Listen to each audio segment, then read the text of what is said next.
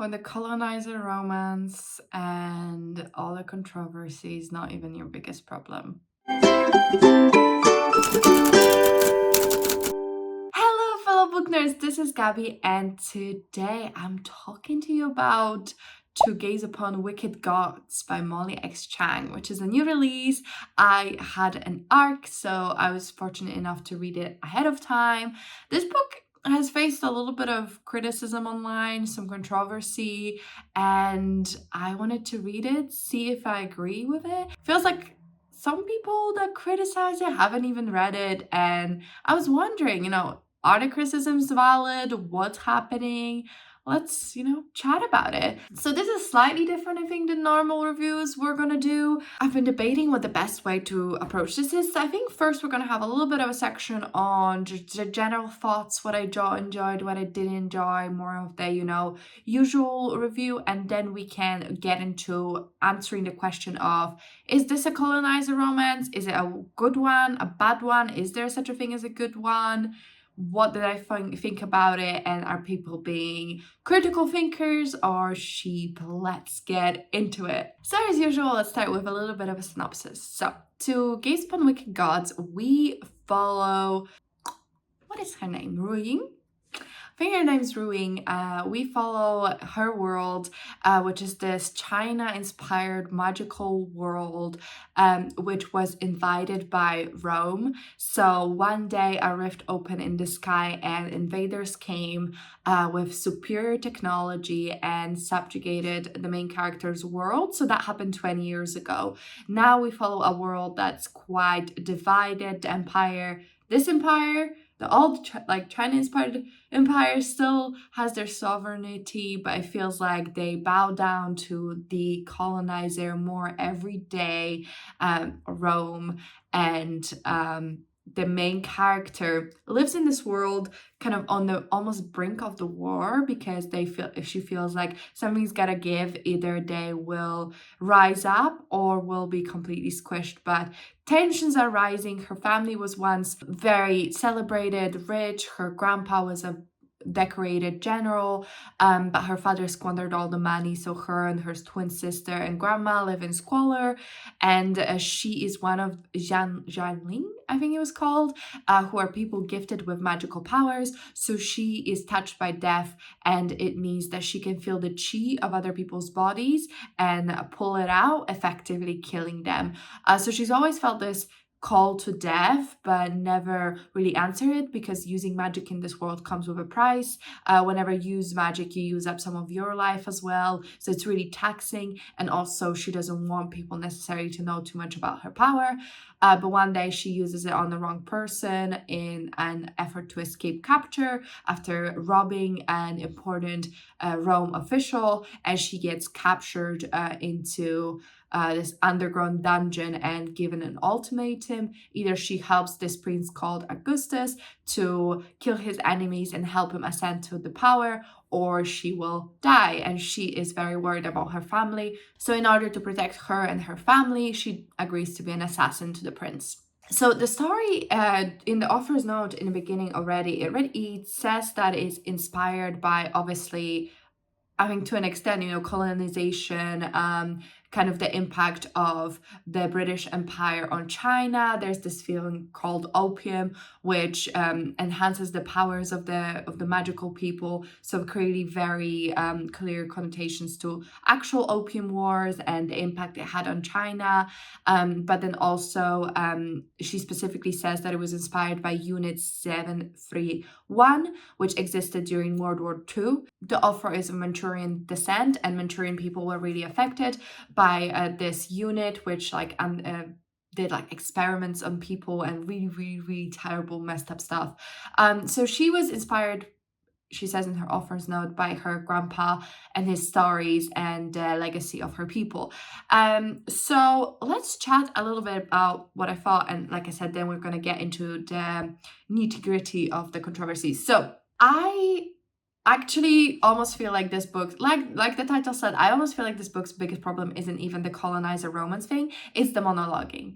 It was a little rough. I will say that I will I still enjoyed the book. I will just put it out there. I wanted to read it. I wanted to keep going, but I just feel like it was so rough in some places, especially the monologuing. This book, it felt like for a large percentage of it, I would say 60-40, 60% of it was just monologues, just internal thoughts of the characters going on and banging on and on about their motivations, why they're doing things, why this is this. But it just almost kept being like the same thing over and over, especially in the main character's head. Like she kept thinking the same things and the same justifications. And I'm like, I'm not stupid. Like, you don't have to feed this to me so bit by bit. And then I first noticed this actually in external, like other characters talking, because when we're introduced to Augustus, he goes on monologue after monologue after monologue. They're very long. There be chunks of the page just dedicated to his monologue about his place in the world, why he's doing what he's doing, his motivations, his right and wrong of it, and all that kind of stuff. And I'm like, we just met you. And the main character would just like ask a question or answer in one word, and then he'll go on the paragraphs of the treatise of Rome, and you're like, my God. So I was like, oh, maybe this is just this one character's like speaking style, which I don't like that, but whatever, you need us to get to know him. But then I've noticed that this happened also in the main character's POV, where she would just like keep talking internally to herself, and it just drove me mad, because it was the same thing and the same motivations, and it just felt like everything was so spelled out for us. We couldn't really infer anything, and I feel like a lot of interesting bits are kind of time skipped almost. We're just finding out from them from like, and I did my first 10 kills. I'm like, I feel like those were important moments we should be there for, instead of incessantly just reading your thoughts on the page. So that felt very tedious. World building itself as well, I just felt like there was a lot of things being referenced and touched upon and thought of, and it just felt like a little bit like a mishmash. And I don't know if that was on purpose to dilute the whole chapter 731 or sector or whatever that was called. Let me check. Unit 731. I don't know if it was done to like dilute that bit, or did the author just have a lot of ideas and wanted to include them all. But like the invaders are called Romans in Rome, so like that's almost like one wave of colonization and an expanding empire. Then obviously this is quite inspired by like the Opium War and the British colonization, but then also by the Japanese and Russian invasion. So there was like a lot of things being all brought into one. And I almost feel like the Rome thing at first, I was like, so everything's named something weird and magical and different, and we're calling Rome, like that's a little like the white invader people were calling Rome. Felt a little bit trite.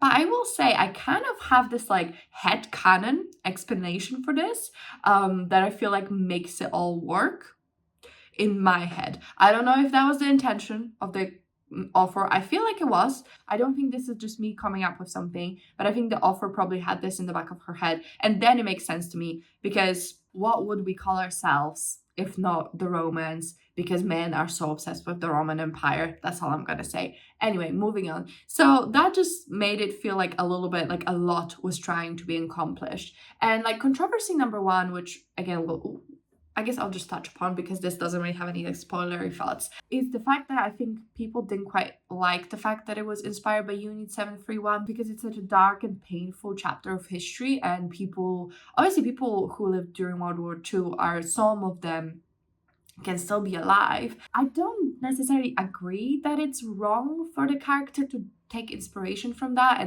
and build her fantasy world around it, because we've seen many works of art inspired by World War II and World War I, and by the eradication of Jewish people, and by the Auschwitz and things like this. I feel like a lot of people already play with that concept, so it seems weird to me that this thing that happened to Manchurian people and in China is like off limits, but we can talk about Auschwitz and make, books, fiction books with characters, in Auschwitz, or fantasy books, maybe slightly less so, but sometimes directly so, inspired by that kind of prejudice that Jewish people have encountered. I don't necessarily think that this is automatically bad, because she specifically said that it was inspired by her grandpa's stories, things that happened to her people. It's not an outsider trying to write about a completely divorced group of people from their experience. It's their people. I'm Polish. If I wanted to write about what happened to Polish people during World War II, even though I didn't live through it, I have ancestors who did. I'm totally open to having my mind changed if someone feels very strongly otherwise, but I just feel like that bit of criticism I don't entirely understand, because it's a work of fiction, it's a work of fantasy, it's not pretending to be a non-fiction, it's not even set in a contemporary world trying to, or not contemporary, but it's not even a historical fiction trying to take these concepts and insert new people, like even Titanic did, right?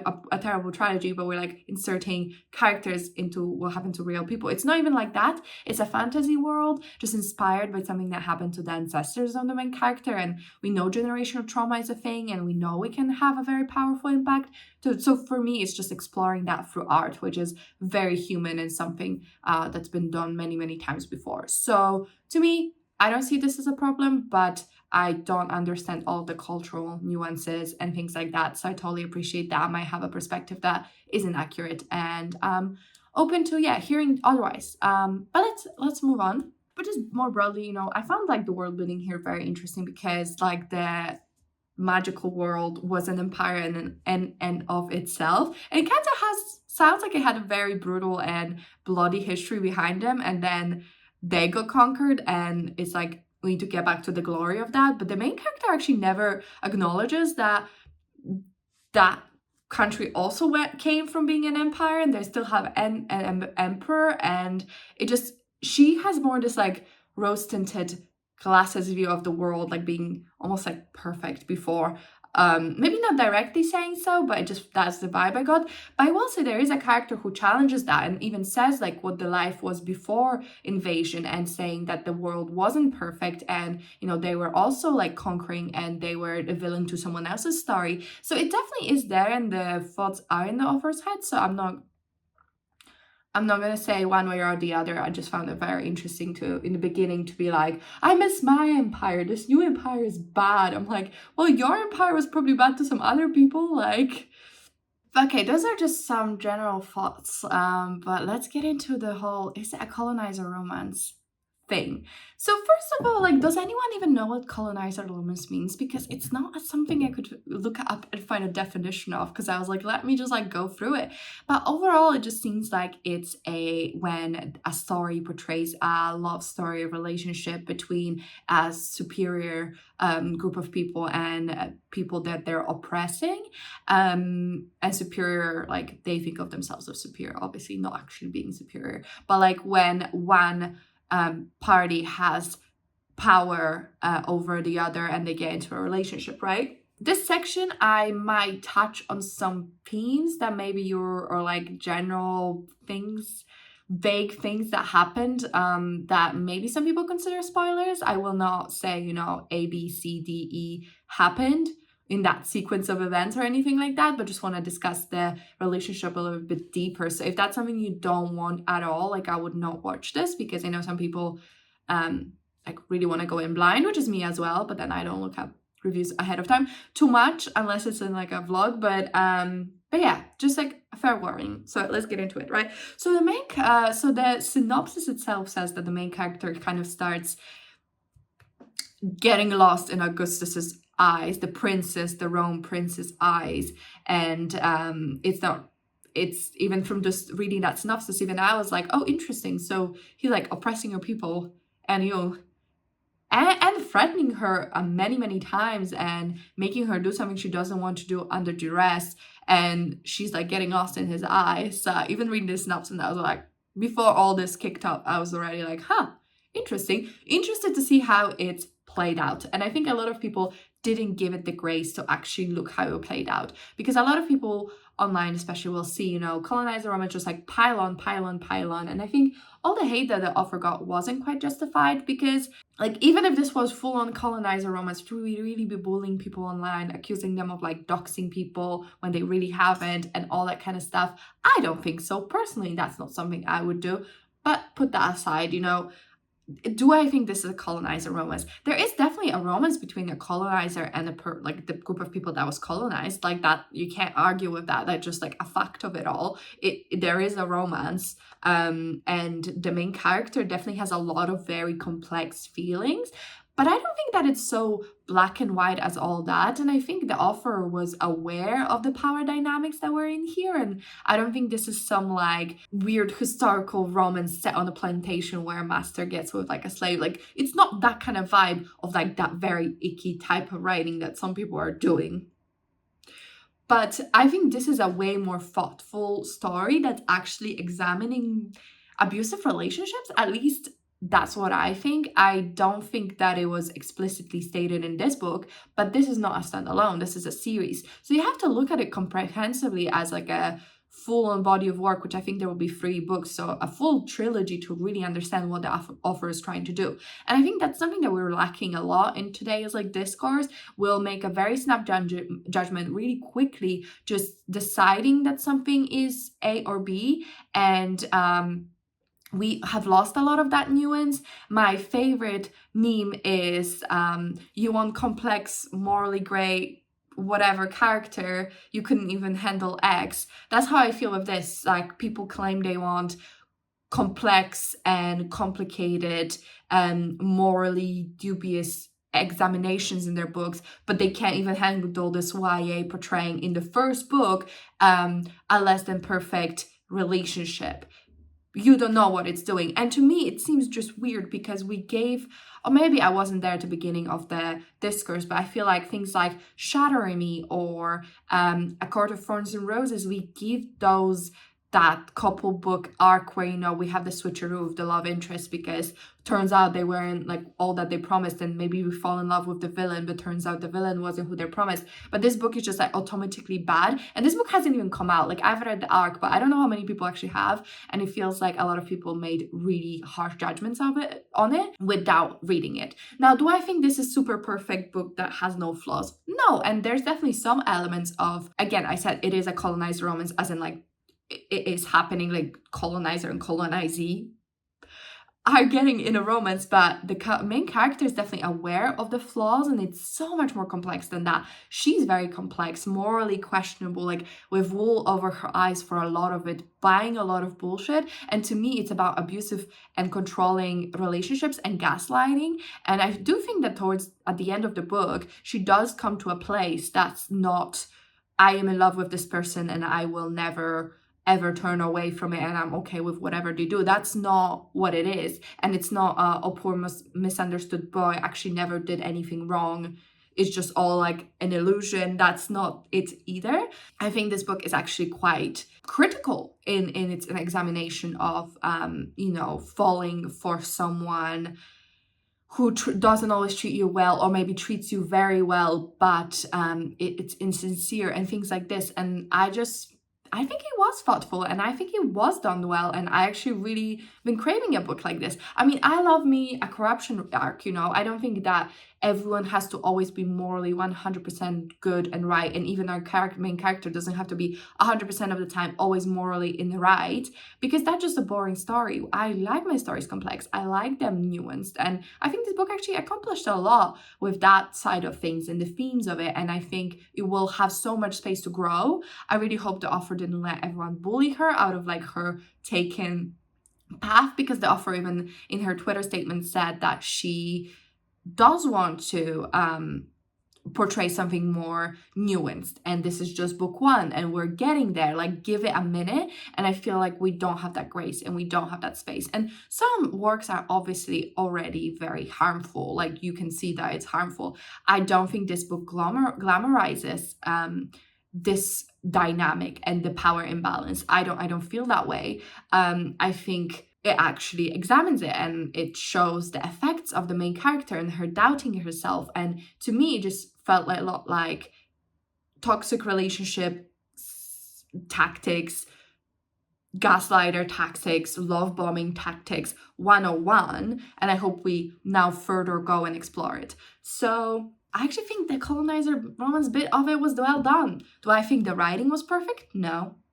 Did I enjoy the monologues? No. But I think the themes were clear and not finished baking, which if they were in book 1, that would be really disappointing, wouldn't it? Because what are we gonna do for book 2 and 3? I don't get it. Like, yeah, I just think there's a little bit of lack of nuance, and there's definitely jumping on that hate wagon. And I especially don't think you can judge this sort of thing if you haven't even read it, because you don't know how it was portrayed, because you've not read it. So how would you know? It's the kind of thing that can be done well, because people do get in these kinds of relationships, and people do get into relationships with power imbalance and things like this. So after all this ranting, I actually will say I overall feel positively on To Gaze Upon Wicked Gods. I think it was ambitious in what it was trying to do. And I think that majority of the themes delivered, at least for me, or I see them being able to deliver it further down the line. I don't think that if I read just this book and it was a standalone, I would be satisfied with how the themes were developed and explored, but I know that it isn't, and I know that the author is thoughtful enough to bring this forth. Do I think that the writing could use some work? Yeah, I think way too much internal monologues and thoughts, and with such sophisticated themes, just so much repetition on like how people feel. And I say that and people still completely miss the point, but they haven't even read the book, so like it's not like you could put in the book. But maybe the author was trying to like make the intentions really clear and overcorrected in a way, because yeah, just way too much monologuing. Please stop.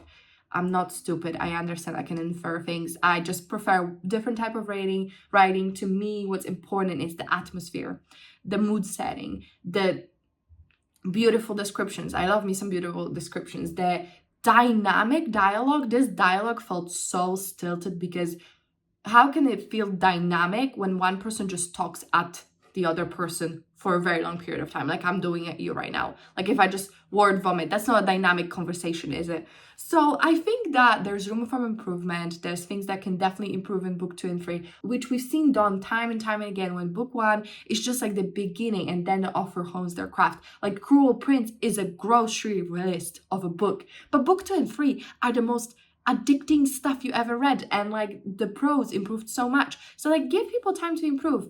I think overall I feel very positive on the book. I found it slightly tedious at times just because of the monologuing, but I still want to just keep reading it. I wanted to find out more, and I find it so interesting the author actually made a morally gray, interesting world with complex characters, and not everything is black and white. And people keep banging on how they want it, but they can't even handle this. Like this meme is this book in a nutshell. Like not this book, this situation in a nutshell. This book Twitter discourse. Like please, let's get a critical thought. Let's get a brain cell in there between all of us. We can share it, we can share it, and we can enjoy books. I don't know why I started ranting. I felt really, really bad for the author, who had a debut experience that was definitely less than stellar. I feel like a lot of people, I will say, probably some people have valid concerns. Maybe they consider things I didn't. Maybe they feel way stronger on the Unit 731 than I did, because I don't have a personal connection to it, and I totally understand that. So I'm sure there is some valid criticisms, and even with the Coloniser romance, maybe there is some criticism and arguments there to be made that I've not thought of and I've not made. But I think where I find the problem is not those people who read the book, critically engaged with it, and felt that way. I think that's fine. Where I don't like it and I start getting really annoyed for the author is people taking something someone else said that they think without really engaging with it, reading it, thinking about it critically, and just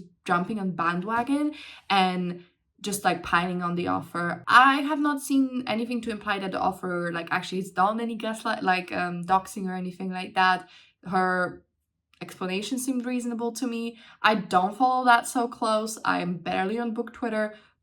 Sometimes something weird will just pop up, and I've already had this book as an arc, and I've already had the author I followed the author. So actually first I've even heard of this controversy was the author defending themselves, which was really sad to see, because I feel like to write a book is blood, sweat, and tears, baby, and then to have such an annoying experience out of the gate is really discouraging. So I really hope the author comes out stronger, is able to, you know, be resilient in the face of this and persevere and keep writing books, because there's potential here. Maybe get an editor that turns down slightly the monologuing. But besides that, I did enjoy it. Let me go through my CAWPILE rating. Okay, so if you don't know CAWPILE, you rate aspects of the book from 1 to 10, and then the spreadsheet gives you a average rating for that. So I gave it 7 for characters, 8 for atmosphere, 6 for writing, 6 for plot, 7 for intrigue, 7 for logic, and 8 for enjoyment, which brings us to 7, which is 4 stars, bang on. And I think that's how I feel about it. Overall, I feel positive. I feel like there's potential here. I just think, you know, prose can do some work, and that bits can be improved about it. Bit more heavy on the plot, maybe less on the monologues. But I do feel like there was a lot of unfair hatred on this book. So I hope it thrives. I hope it does well. I hope people come around and give it a shot, you know, because it was really discouraging to see. Anyway, my throat is starting to hurt. I've talked at you for a very long time. I don't even want to know how long this video is, but let me know, have you read To Gaze Upon Wicked Gods? What did you think? Did you disagree with anything I said? Very welcome to let me know in the comments. I'd be curious to hear someone else's perspective. I'm just one person, so everyone might have a different perspective on this. But I'm curious to hear what you thought. Let me know. I hope you give this book a chance, and if you do give it a chance, that you enjoy it. But if you did enjoy the video, you could give it a like, a comment, and subscribe. That really helps me out. I'd be really grateful. But that's it from me, and I'll see you in my next one. Bye!